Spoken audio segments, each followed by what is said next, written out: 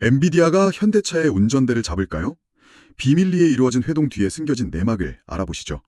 놓치면 손해입니다. 아주 비싼 유료 자료들, 돈 주고 보실 필요 없습니다. 매일 아침 제가 핵심만 뽑아서 대신 분석해드립니다. 구독만 하시고 돈 아끼세요.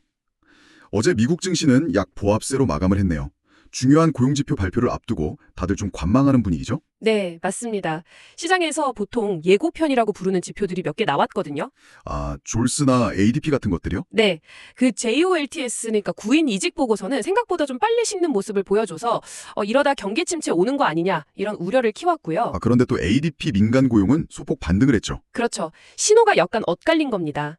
그러다 보니 이제 시장의 모든 눈은 금요일에 나올 본편에 쏠려 있는 거죠. 본편이라면 역시 비농업 고용지수, NFP랑 실업률이겠군요. 네, 시장이 가장 바라는 건 역시 연착륙 시나리오입니다. 신규 고용이 한 15만 명 정도로 적당히 나오고 실업률은 한 4.4에서 4.5% 사이로 안정되는 거죠. 너무 뜨겁지도 또 너무 차갑지도 않은 그런 상태를 원하는 거군요. 맞습니다. 만약에 고용이 10만 명 아래로 뚝 떨어지면 이건 침체 공포가 확 덮칠 수 있고요. 반대로 너무 높게 나오면 금리 인하 기대감이 무너질 수 있으니까요. 정말 뭐랄까 살얼음판 위에서 숨죽이고 있는 형국입니다. 알겠습니다. 그럼 시장의 큰 흐름은 이 정도로 짚어보고요. 오늘 저희가 좀 더 깊게 들어가 볼 이야기로 넘어가 보겠습니다. 오늘 저희가 다룰 주제들에는 사실 하나의 거대한 흐름이 관통하고 있습니다. 바로 공급망의 재편인데요. 아주 중요한 포인트네요. 기술과 지정학을 중심으로 완전히 새로운 판이 짜이고 있는 것 같아요. 오늘은 이 변화가 자동차, 반도체, 그리고 핵심 자원, 이 세 가지 전장에서 어떻게 펼쳐지고 있는지 집중적으로 한번 파헤쳐 보겠습니다. 네, 요즘엔 정말 개별 뉴스 하나하나보다 그 뒤에 숨어있는 이런 구조적인 변화를 읽는 게 훨씬 중요하죠. 그럼 첫 번째 전장, 자동차 이야기부터 시작해 볼까요? CES 2026에서 현대차 정의선 회장이랑 엔비디스 젠슨 황 CEO가 비밀리에 만난 게 엄청난 화제였습니다. 네, 그렇죠. 이 만남의 배경을 알려면 일단 엔비디아의 큰 그림을 좀 봐야 합니다.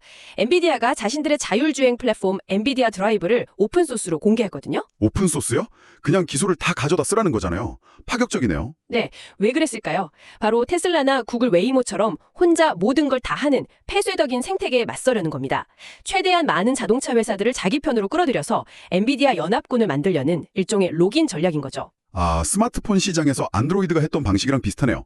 현대차 입장에서는 그 연합군에 합류하는 게 나쁘지 않은 선택일 수 있겠어요. 솔직히 자율주행 기술이 좀 뒤처졌다는 평가도 있었으니까요. 정확합니다. 그런데 여기서 중요한 건요. 이게 단순히 기술을 하나 사오는 그런 차원의 문제가 아니라는 겁니다. 현대차는 원래 엔진부터 변속기까지 다 자체 개발하는 이 수직 계열화의 강자였잖아요. 그쵸. 거의 모든 걸 내부에서 해결했죠. 근데 이제 자동차의 심장이 엔진이 아니라 소프트웨어랑 반도체, 즉 두뇌로 넘어가니까 기존 방식만으로는 한계에 부딪힌 겁니다. 엔비디아와 손을 잡는다는 건 이런 폐쇄적인 공급망에서 벗어나서 외부 최고 파트너와 협력하는 거대한 전력적 전환을 의미하는 거죠. 우리가 다 만들자 해서 제일 잘하는 곳과 손잡자로 바뀌는 거군요. 근데 그러다 자칫하면 현대차는 그냥 껍데기만 만드는 회사가 될 위험은 없을까요? 예전에 PC 제조사들이 마이크로소프트랑 인텔에 종속됐던 것처럼요. 굉장히 날카로운 지적이십니다. 바로 그 리스크 때문에 현대차가 소프트웨어 중심 자동차, 즉 SDV 전환에 사활을 거는 거고요. 여기서 현대 오토에버의 역할이 중요해지는 겁니다. 그룹의 소프트웨어 개발을 총괄하는 곳이죠. 네, SDV가 뭐냐면 우리가 스마트폰 쓸 때 앱 하나 새로 깔려고 매번 폰을 바꾸진 않잖아요. 업데이트만 하면 되죠. 자동차도 그렇게 만들겠다는 겁니다. 이때 엔비디아의 칩이 두뇌라면 현대 오토에버는 그 두뇌의 명령을 온몸에 전달하는 신경계 역할을 하는 거죠. 시스템 통합, SI 역할을 한다는 말씀이시군요. 맞습니다. 엔비디아 기술을 현대차에 딱 맞게 최적화해서 최종 가치를 만들어내는 겁니다. 그러면 자연스럽게 차량 한 대당 소프트웨어 가격도 올라가고 나중에는 구독 서비스 같은 새로운 매출도 기대할 수 있겠죠. 두뇌와 신경계, 비유가 확실하네요. 그럼 이 자율주행차의 눈은 어떻습니까? 보는 게 시원찮으면 두뇌가 아무리 좋아도 소용없을 텐데요. 바로 그 지점에서 MC넥스 같은 카메라 모듈 기업이 주목받는 겁니다. 엔비디아의 자율주행 기술은 기본적으로 고해상도 영상 데이터를 기반으로 하거든요. 데이터가 많고 정확해야 AI 성능도 올라가니까요. 그렇죠. 자율주행 레벨이 올라갈수록 차 한 대에 들어가는 카메라 개수, 즉 퀀티키도 늘어나야 하고요. 각각의 성능, 즉 프라이스도 훨씬 좋아져야 합니다. 현대차의 핵심 파트너인 MC넥스는 이런 고부가가치 카메라 수요가 늘어나는 것에 대한 직접적인 수혜를 볼 수 있는 구조죠. 자율주행을 넘어서 현대차가 아예 피지컬 AI 기업이 되겠다고 선언한 것도 같은 맥락으로 봐야겠네요. 네, 맞습니다. 피지컬 AI라는 말이 좀 생소할 수 있는데 인공지능이 로봇이나 드론처럼 물리적인 실체와 결합한다는 뜻입니다.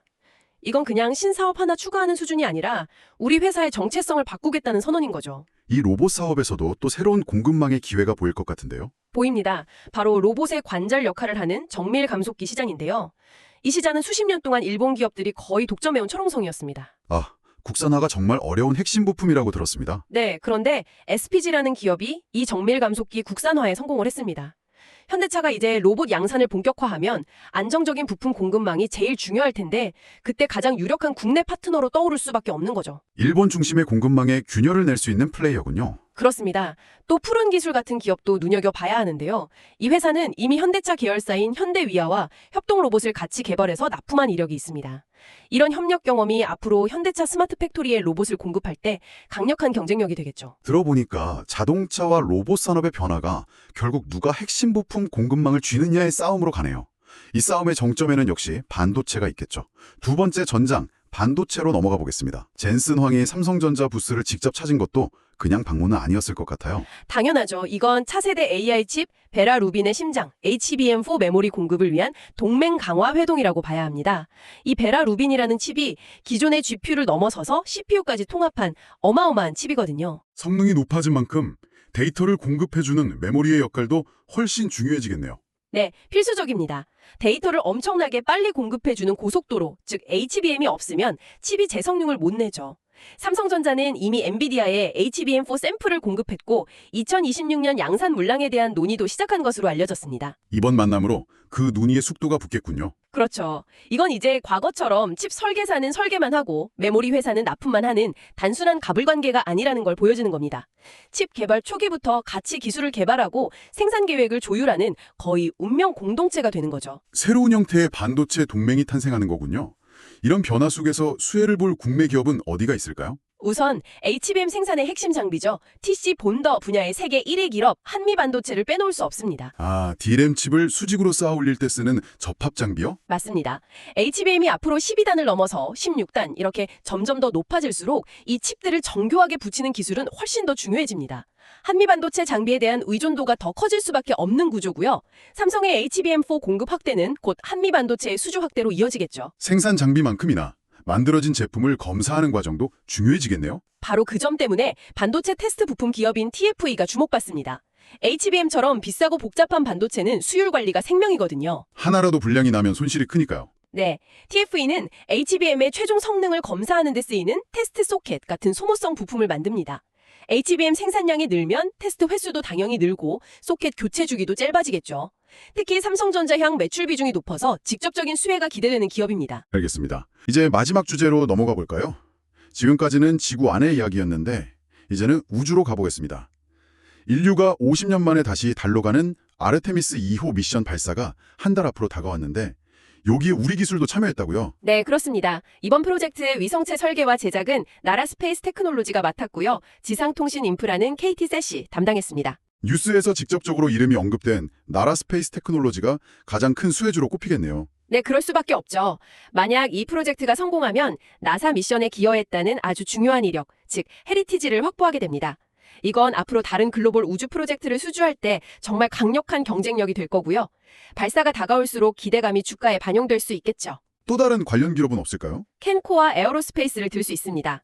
이 회사는 이미 나사나 스페이스X 같은 세계적인 우주 기업에 부품을 공급하고 있거든요. 아, 이미 실적이 있는 회사군요. 네, 이번 유인 달 탐사가 성공적으로 이루어지면 미국의 우주 개별 예산은 더 늘어날 가능성이 높습니다. 그렇게 되면 자연스럽게 캔코아의 해외 수주 물량도 늘어날 수 있다는 논리가 성립되는 거죠. 알겠습니다. 자동차부터 반도체, 자원, 그리고 우주까지. 오늘 이야기들이 결국 공급망 재편이라는 하나의 줄기로 다 연결이 되네요. 그렇습니다.